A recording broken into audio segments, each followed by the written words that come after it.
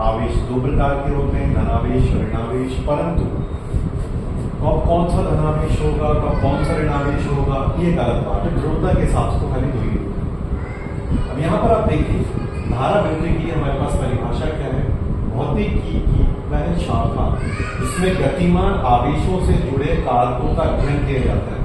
यानी इसमें हम अध्ययन करेंगे किसका, गतिमान आवेशों का। लेकिन जो गतिमान आवेश है वो विद्युत क्षेत्र भी जनित करता है और चुंबकीय क्षेत्र भी जनित करता है। लेकिन हम चुंबकीय क्षेत्र का अध्ययन नहीं करेंगे, हम अध्ययन करेंगे केवल विद्युत क्षेत्र का। चुंबकीय क्षेत्र का अध्ययन करने के लिए हमें अगला चक्र, इसमें आवेश एक समान गति कर रहे हैं। बात का ध्यान रखना है आपको, एक समान गति मतलब एक तरह का आवेश एक ही दिशा में चलेगा, एक ही चाल से चलेगा। बात को हमें ध्यान समझ लेना है। क्या कहना चाह रहा है, ये कहना चाह रहा है अपने पास एक चाल एक दिशा, एक चाल एक दिशा। जब एक चाल और एक दिशा अपने पास होगी, एक समान गति का यही मतलब यहां तक आ रहा है। अब अक्सर हमारे पास एक सिंपल सा टॉपिक हमें देखने के लिए मिलता है जिसका नाम है विद्युत धारा। विद्युत धारा, अब ये विद्युत धारा है, इसका मात्रक क्या है अपने पास, एम्पियर, जिसे हम कैपिटल ए से दर्शाते हैं, और विमा अपने पास है A1। इसको हम आई प्रतीक चिन्ह से दर्शाते हैं। ये प्रतीक चिन्ह हमें कहां से मिला है, फ्रेंच भाषा से। किसने दिया, एंद्रे मार्टिन एम्पियर। एम्पियर के नाम पर ही यहाँ पर ए लिया गया। ठीक है, तो आपको ये बात समझनी है कि जो अपने पास प्रतीक चिन्ह है, ये प्रतीक चिन्ह इन्होंने धारा की प्रबलता का अध्ययन किया, और धारा की प्रबलता का अध्ययन करने के बाद अंग्रेजी में एक शब्द है करंट इंटेंसिटी, उसको अगर हम फ्रेंच में बोलेंगे इंटेंसिटी दो कॉरंट।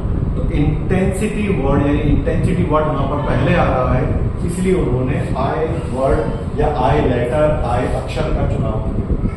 उन्होंने धारा प्रबलता का अध्ययन किया और इंटेंसिटी का आई यहाँ पर ले लिया। विद्युत धारा चालकों में बहती है, कुछ चालकों में नहीं बहती है विद्युत धारा, खाली चालकों में बहती है। विद्युत धारा क्या होती है, आवेश में प्रवाह की दर को हम विद्युत धारा कहते हैं। सिंपल भाषा में अगर हम कहें तो हमारे पास क्या आएगा, आवेश या आवेशों में प्रवाह की दर, उसको हम विद्युत धारा कहते हैं। अब विद्युत धारा कितने तरह की होती है, चले जानने की कोशिश करें। सबसे पहले अपने पास चालकों में है धात्विक चालक। हमारे पास एक तांबे का तार है या कोई धातु का तार है, उसको हमने बैटरी से जोड़ दिया। बैटरी का प्लस यहाँ पर है, बैटरी का माइनस यहाँ पर। अब ये माइनस क्या करेगा, यहाँ से इलेक्ट्रॉनों को धक्का देगा और प्लस इलेक्ट्रॉनों को खींचेगा, तो इलेक्ट्रॉन इस दिशा में चलेंगे। विद्युत क्षेत्र तो प्लस से माइनस है, बल लग रहा है उसके विपरीत दिशा में। तो ये जो अपने पास आप देख रहे हैं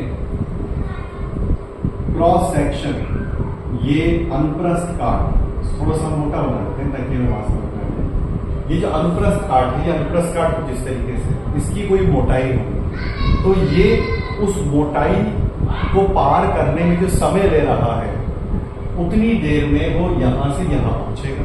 ठीक है साहब, तो आपको बात ध्यान रखनी है यहाँ पर कि आवेश वहां यहाँ पर सिर्फ क्या होते हैं, सिर्फ इलेक्ट्रॉन होते हैं, इसके अलावा कुछ नहीं होते। अब कितनी देर में इलेक्ट्रॉन इस अनुप्रस्थ काट को पार करते हैं, जितनी देर में वो पार करेंगे वही क्या कहलाएगी, विद्युत धारा। ठीक है, इसको अगर हम परिभाषा समझने की कोशिश करें तो हमने कहा माना डेल्टा टी समय में डेल्टा क्यू आवेश अनुप्रस्थ काट को पारित करता है।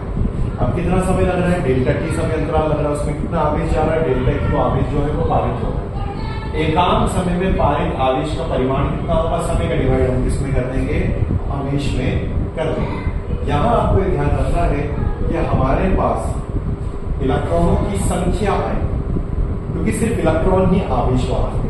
तो विद्युत धारा क्या होती है, आवेश में प्रवाह की दर। ये एक सिंपल सी डेफिनेशन, ये हर जगह आप इस्तेमाल में ले सकते हैं, लेकिन हमें ये बताया नहीं जाता है कि जो चालक है वो कौन सा लिया जाता है। तो जैसे हमने धात्विक चालक लिया, तो ये जो अनुप्रस्थ काट है, इस अनुप्रस्थ काट को कितने इलेक्ट्रॉन पार कर रहे हैं, एक सेकंड में कितने इलेक्ट्रॉन पार कर रहे हैं, वो क्या हो गया, डेल्टा क्यू।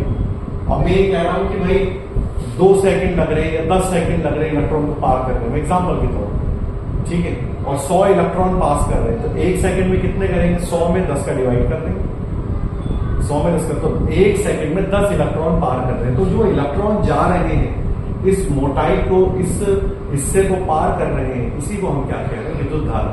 तो आवेशों में प्रवाह की दर यानी कि 1 सेकंड में कितने इलेक्ट्रॉन अनुप्रस्थ काट को पार करके, अनुप्रस्थ काट को पार करके गुजर रहे हैं, संख्या में कितने गुजर रहे हैं, उसी को हम क्या कह रहे हैं? विद्युत धारा, धात्विक चालक। अगर हम समय को बहुत छोटा कर दें तो हमारे पास तात्क्षणिक विद्युत धारा आ जाएगी और इसका ये अवकलज रूप हमारे पास देखने मिलेगा। ये है अपने पास अवकलज रूप, ठीक है। लेकिन क्या सिर्फ चालक धात्विक चालक ही होते हैं? नहीं, ये एनसीईआरटी से रिलेटेड सारी चीजें हैं, एनसीईआरटी के बाद कुछ नहीं पढ़ता है। दूसरा जो टॉपिक है अपने पास विद्युत अपघट्य। विद्युत अपघट्य जैसे अपने पास हो गया, विद्युत अपघट्य के तौर पर हम लेना चाहें, जैसे अपने पास NH4Cl हो गया, जैसे अपने पास NaCl हो गया, जैसे अपने पास HCl हो गया, जैसे अपने पास H2SO4 हो गया, ऐसे बहुत सारे हमें देखने के लिए मिल सकते हैं। अब इनमें धनायन भी होते हैं, ऋणायन भी होते हैं। अब धनायन ऋणायन एक दूसरे की विपरीत दिशा में गति करते हैं। तो जब एक दूसरे की विपरीत दिशा में गति कर रहे हैं तो किसी एक दिशा में आवेश की मात्रा अधिक प्रवाहित होगी, किसी एक दिशा में आवेश की मात्रा अधिक प्रवाहित होगी, ठीक है। तो हम नेट आवेश किसी एक दिशा में देखेंगे। कैसे देखेंगे भाई? दोनों आवेश प्रवाहित हो रहे हैं, प्लस भी और माइनस भी, तो हमने क्या किया? दोनों को जोड़ दिया। माइनस जो है वो माइनस में जुड़ेगा और जो प्लस है वो प्लस में जुड़ेगा, ठीक है भाई। तो इसलिए हमने जोड़ दिया। तो नेट आवेश किस दिशा में आएगा? एक दिशा में। तो 1 सेकंड में कितने आवेश, धनायन या ऋणायन, दोनों में से कोई एक दिशा में ज्यादा पाया जाएगा। तो 1 सेकंड में वो कितना जगह पार कर रहा है, अनुप्रस्थ काट को क्रॉस कर रहा है, उसको पारित कर रहा है, वही क्या कहला रही है? विद्युत धारा। तो क्या है विद्युत धारा? आवेश में प्रवाह की दर। परिभाषा तो वही रहेगी, आई बराबर, सूत्र तो वही रहेगा, आई बराबर delta Q upon delta T। लेकिन परिभाषा जो है अपने पास उसके हिसाब से देखा जाए तो हर जगह सब चीजें सेम चल रही हैं। लेकिन यहाँ आपको ध्यान देना पड़ेगा कि आवेश वाहक, इसके बारे में आप बात कर रहे हैं, तो आवेश वाहक यहाँ पर दोनों है, धनायन ऋणायन, तो दोनों को एक साथ नहीं ले सकते। कुल कितना आवेश प्रवाहित हो रहा है प्रति सेकंड, उसका हम योग कर लेंगे तो किसी एक दिशा में अधिक हमें आवेश देखने के लिए मिलेगा और उसी हिसाब से विद्युत धारा मिलेगी। फिर आगे देखिए, एक इलेक्ट्रॉन जो परमाणु में नाभिक के चारों ओर चक्कर लगा रहा है, वृत्ताकार कोशिश में इलेक्ट्रॉन चक्कर लगा रहा है नाभिक के चारों ओर, तो वो इस पॉइंट को पार करने में जितना समय लेगा, ठीक है, उसी हिसाब से विद्युत धारा हो। तो विद्युत धारा, हमने विद्युत धारा निकालने के लिए हमने क्या कहा कि एक चक्कर में कितना समय लग रहा है, कैपिटल T, और कितना आवेश प्रवाहित हो रही है, E, तो I बराबर Q बाई T। अब T क्या है? आवर्तकाल, या अपने पास आवर्तकाल,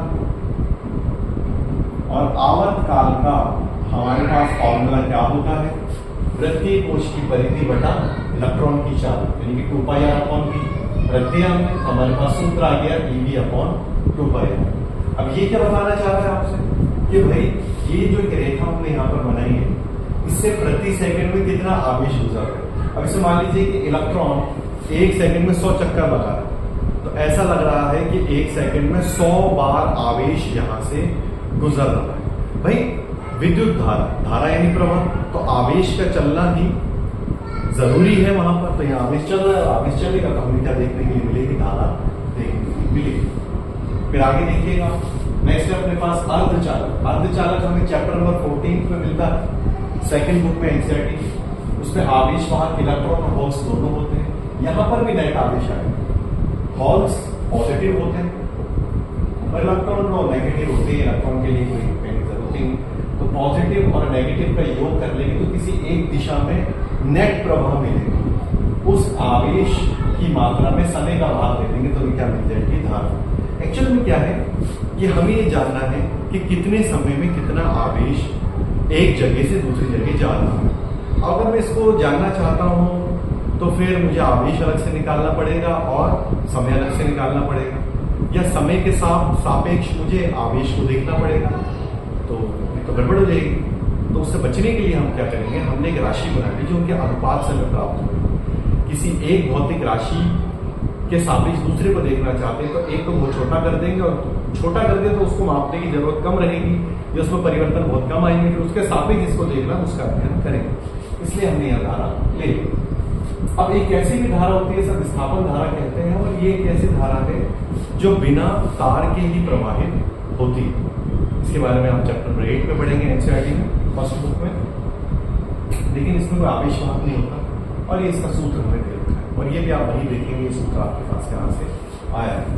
तो ये जो हमने आज का टॉपिक लिया है, जिसमें हमने विद्युत धारा को मेन टॉपिक लिया है, तो हमारे पास परिभाषा तो ये होती है आवेश में प्रवाह की दर विद्युत धारा कहलाती है।